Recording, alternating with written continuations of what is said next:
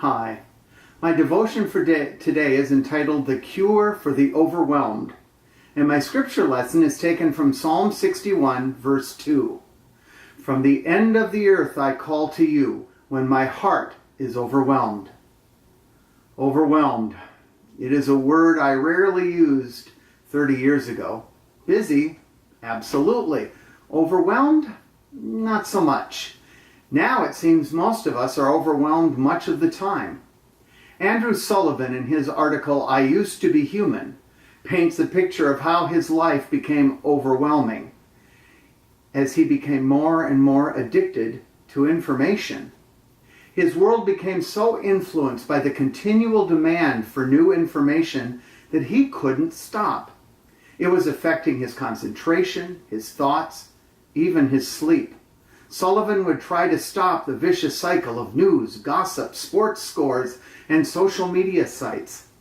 Isn't it ironic that we spend so much time posting on Facebook that we do not have time to live our lives, which means we have nothing new to post?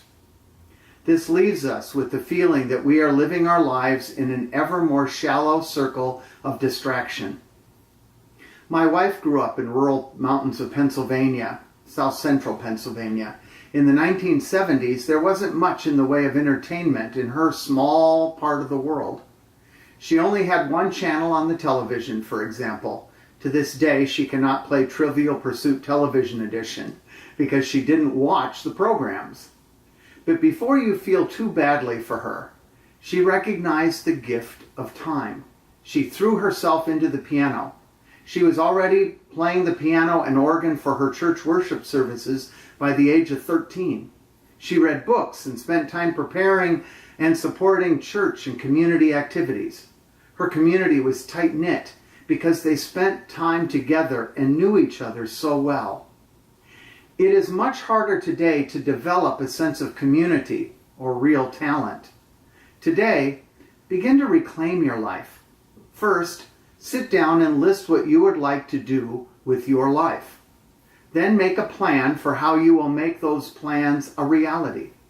Finally, make a list of the things that you have to give up in order to find the time and energy to recreate your life.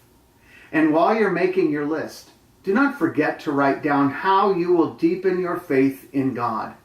Faith is an eternal journey. It is so much more worthwhile than checking to see what the Kardashians did today or what the latest cute kitten video looks like.